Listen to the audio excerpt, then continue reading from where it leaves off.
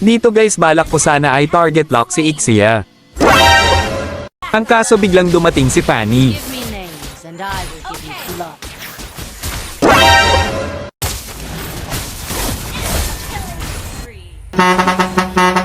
Dito habang tamang push lang ako sa Torres sa hindi inaasahan, biglang nagsidat-in din ang mga kalaban, kaya ito ang mga sumunod na nangyari, panoorin yung mabuti. Under attack.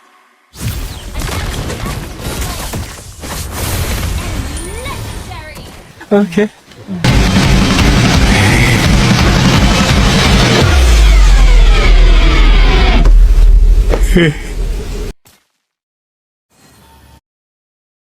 Fake nothing is down.